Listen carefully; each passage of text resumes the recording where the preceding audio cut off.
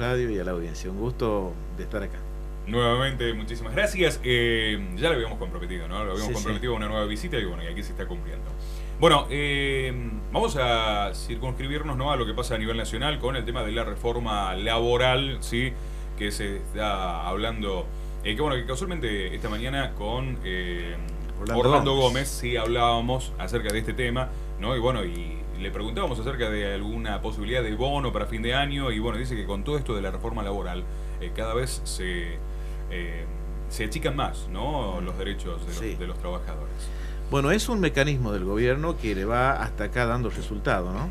Fíjate, solamente para tomar un detalle casi anecdótico, pero mucho más que eso, digo, en definitiva, antes de entrar en el fondo de la cuestión, lo que ha pasado en las últimas horas con la UOM, Unión Obrera Metalúrgica de Tierra del Fuego, con su gobernadora inclusive, en donde terminaron, luego de la amenaza de cesantías y de abrir las importaciones que iban a provocar una cesantía en masa prácticamente, al punto tal que algunos legisladores de esa provincia estimaron que era prácticamente el fin de la existencia misma de la provincia de Tierra del Fuego.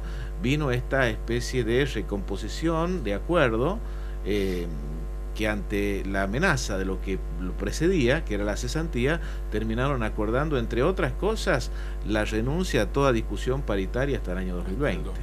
En definitiva, lo que pone en evidencia es un modus operandi, es decir, demuestra que la cosa puede ser peor y en consecuencia puedo avanzar hasta el límite de lo que puede marcarte la realidad o el límite de lo posible. Bueno, en líneas generales, este es el mecanismo que de un modo u otro ondea sobre todo este proceso de reforma, que no es una sola ley, son aproximadamente 7 normas las que están en marcha, algunas entrando por diputados, otras por senadores, y abarcan 3 planos generales, ¿no? La reforma tributaria, la reforma laboral y la reforma previsional. Van concatenadas, van de la mano, ¿no? Y prácticamente lo que se procura hacer para lograr el consenso necesario, prelegislativo incluso, ¿no? Porque este tipo de normas, por la complejidad que tienen, por la gravedad, por la significación económica y social, muy difícilmente salgan solamente del debate parlamentario. Por lo general deben estar acordadas de manera anterior, ¿no? Y de eso este es el momento en el que estamos. Ustedes han venido transmitiendo de algún modo la relación con los gobernadores de provincia, que son clave en estos momentos por el alineamiento de los legisladores en una u en otra cámara con los mandatarios provinciales. Y en este sentido es donde va a haber una especie de toma y daca. ¿En qué puede afectarnos de modo directo como provincia? Bueno, por un lado, a los trabajadores, ¿no? La reforma laboral, en líneas generales, no es muy diferente a la que se conoció en la década de los 90 en la Argentina, porque básicamente lo que apunta es flexibilizar derechos laborales bajo la consigna de ganar competitividad. Es decir, hay países limítrofes, por el caso Brasil, que es uno de nuestros principales socios comerciales, en donde las condiciones del trabajo, en general, no solo salariales, han bajado. Somos de alguna manera competidores más allá de socios comerciales y en consecuencia, para entrar en un marco de competitividad hay que bajar también las condiciones laborales en la Argentina. Bueno, bajo esa consigna vienen las modificaciones que se tratan, y para dar algún número ejemplificativo, alguna cosa concreta también de avance, es que a los gobernadores se los está tentando de que aprueben la reforma previsional, que va a significar una afectación de aproximadamente un poco más de 100.000 millones de pesos, diciéndoles que si aprueban a través de sus legisladores la reforma previsional, que va a afectar, y ya vamos a explicar por qué, el bolsillo de los jubilados, una parte de esos 100.000 millones de pesos va a ser distribuidos a las provincias argentinas. Y también otra propuesta que se le hace a los gobernadores provinciales es coparticipar el 100% del impuesto a las ganancias. El impuesto a las ganancias hasta ahora solo coparticipa parcialmente, ¿no? Bueno, de esa manera, por eso hablamos de un paquete en donde por un lado se le saca al sistema previsional y por otro lado se beneficiaría, entre comillas, a los estados provinciales. En síntesis, estamos en presencia de un paquete muy complejo, de una reforma neoliberal muy parecida a los 90, pero que hay que entenderla también en un contexto nuevo, donde la sociedad ha legitimado de algún modo con su voto muchas de estas cosas, y donde este gobierno viene con algunas enseñanzas de la historia aprendida. Mucha ductilidad, mucho discurso de búsqueda de consenso, y bajo un título que podríamos tomar como es el del propio presidente, que dice que está en marcha el reformismo permanente. Lo que se guarda, lo que se esconde, lo que comienza a mostrarse es la vuelta a un conservadurismo en las materias que acabamos de describir, muy parecido en líneas generales, no solamente a lo que vivimos en la década del 90 en la Argentina, sino similar, con contextos parecidos a lo que está sucediendo en otros países del mundo y particularmente de nuestro cono sur de América. Con relación a la reforma tributaria también, ¿no? Se está hablando porque muchos de esos impuestos van, ¿no?, también a las provincias, y por eso se está negociando. Claro, también sí. todo. Bueno, hay dos tributos que son fundamentales para las provincias, que es básicamente ingresos brutos y sellos. Es decir, si ese impuesto, que es el que la nación propone que se vaya eliminando progresivamente, se aprueba, lo que va a significar, más allá de que por otra vía pueda ingresar recursos a las provincias, es un notable deterioro en los términos de la autarquía o autonomía financiera de los estados provinciales.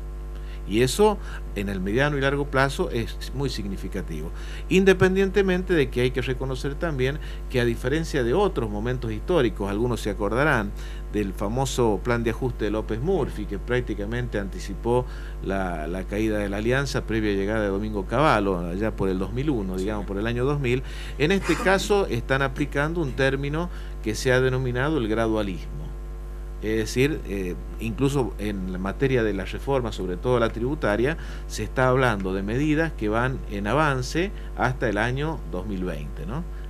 Y va en línea con lo que, de nuevo, el Fondo Monetario, que aparece reiteradamente en la Argentina después de muchos años como organismo financiero tutor de las políticas nacionales, está marcando para esta parte, para gran parte del mundo, digamos. Claro, bueno, es como decíamos, ¿no? O sea, está bien, yo te quito esto, pero te doy aquello, claro. Y así, o sea, todo el tiempo se está negociando y hablando y viendo de qué manera, como para poder llevar a cabo. A ver, hay algunas cuestiones en donde se ha dado marcha atrás, así como el tema del impuesto al vino, y que seguramente tendrá que suceder lo mismo con las bebidas azucaradas, porque está amenazando Coca-Cola con dar marcha atrás en una inversión de $1.000 millones también, ¿no? Sí, entonces, sí.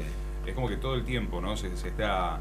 Porque lo que no van a negociar es el fondo estructural, digamos. ¿Cuál es el fondo de la cuestión? Lo que está detrás de eso que se denomina el déficit fiscal. ¿Qué es el déficit fiscal?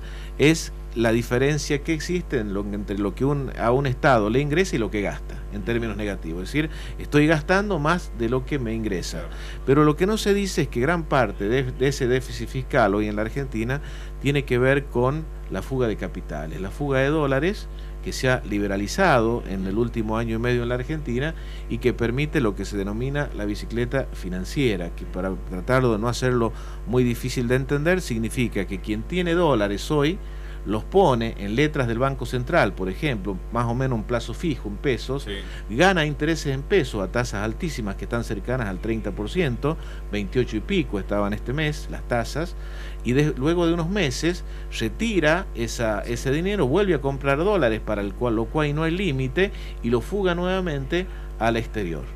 Esa fuga de capitales se financia con letras, con bonos.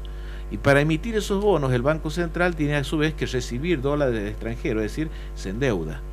El fondo de esta cuestión, dicho sintéticamente, lo ampliaremos en otras charlas en el futuro, es el proceso de endeudamiento externo. Es decir, la clave, la matriz de este tipo de planes no tiene que ver con un punto más de un tributo o un impuesto o los fondos del conurbano. Esas son cosas que las van a discutir, en algunas cosas van a hacer marcha atrás, en algunas se las pone para sacarlas.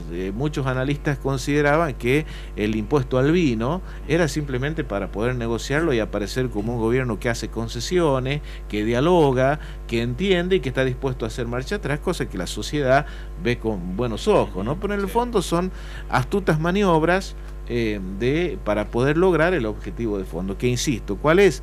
Reducir el déficit fiscal para poder seguir sosteniendo una política de endeudamiento que en el corto plazo no ofrece mayores problemas, pero que por lo general en este tipo de modelos suele terminar en el agotamiento del modelo por exceso de deuda. Así como en el gobierno anterior la crisis se produjo por estrangulamiento del sector externo por falta de dólares, ¿cierto? Había restricciones, ustedes se acuerdan, el cepo, etcétera.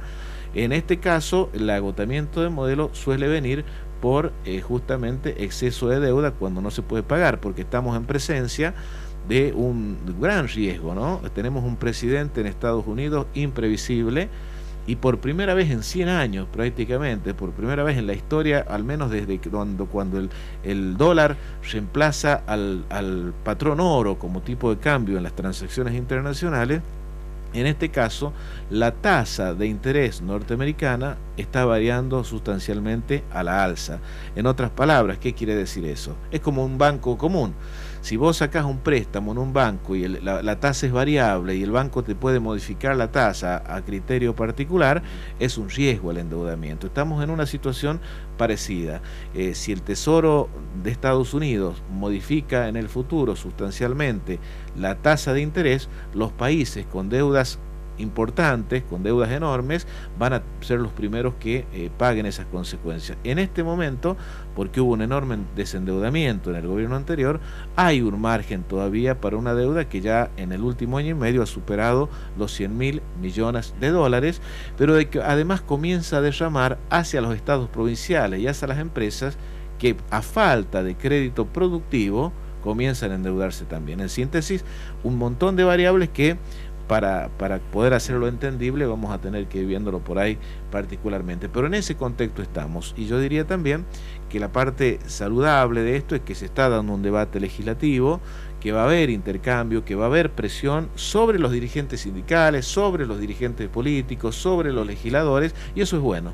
Es bueno y es muy importante que aún con nuestras limitaciones estos temas formen parte del debate profundo de los medios de comunicación, que nuestra gente sepa de qué se trata, ¿no? Para que comience. Mire, lo cierro esta parte de la respuesta en un ejemplo. Si no hubiese sido difícilmente saber si la CGT hubiese tomado la posición de firmeza que está asumiendo las últimas horas, si antes de que se reuniera el triunvirato de la CGT, ya varias CGT regionales del interior del país no se hubieran pronunciado de modo taxativo en contra del paquete de reforma, especialmente en contra de la derogación de la ley de contrato de trabajo. Yo creo que la presión está viniendo de abajo y está poniendo límites a las pretensiones del gobierno. Sí, eso, bueno, lo calificaron como innegociable, ¿no? El tema de la ley de contrato de trabajo. Así es. Y también se habla, ¿no?, del impuesto a la renta financiera. ¿De qué se trata eso? Bueno, la verdad que eso aparece como uno de los datos positivos que el gobierno ha querido introducir, porque siempre se ha reclamado, y en los sectores que nos ubicamos dentro de una línea podríamos llamar del progresismo, populares, hemos reclamado siempre, incluso al gobierno anterior, sin éxito, para decirlo sinceramente, que uno de los avances tiene que ser sobre la renta financiera. La renta financiera, en otras palabras, es la ganancia que se puede operar a través de mecanismos del sistema financiero no productivo. Por ejemplo, las tasas de interés, el intercambio en dólares, todo lo que ha sido de algún modo, o lo que es en esta última etapa del mundo capitalista, prácticamente el centro de la actividad económica, ¿no? Es decir, ¿qué se va a grabar cuando se dice la renta financiera? Los patrimonios, el patrimonio inmóvil, por ejemplo, los plazos fijos, determinados plazos fijos. Yo describía recién, habrá que ver después la letra fina si a eso le están apuntando, que yo creo que no, ¿no? Cuando yo te describía recién cuál es la maniobra de fuga de capitales, que es que vos traes dólares, pero los traes a ponerlos en plazo fijo en pesos, que se está pagando muy alta tasa, ¿qué está produciendo como efecto negativo? Que quien tiene capital para invertir o quien necesita un crédito no lo puede hacer porque las tasas son muy altas si necesita un crédito. Y si necesita, pues si quiere invertir, le conviene más poner en plazo fijo antes que desarrollar una inversión de riesgo. Bueno, lo que procura en los países donde se avanza en gravar la renta financiera es que al que tiene plata le convenga asumir riesgo de producción, poner un comercio, una empresa, algo, y no ponerlo en el banco. Bueno, en este proyecto hay una gravamen a la renta financiera que sería, según lo que conocemos por la prensa, no tenemos la letra fina, del 5% en determinadas transacciones de pesos, ¿no?, que superen determinado monto de ganancia anual, y de 15% en las transacciones en moneda extranjera.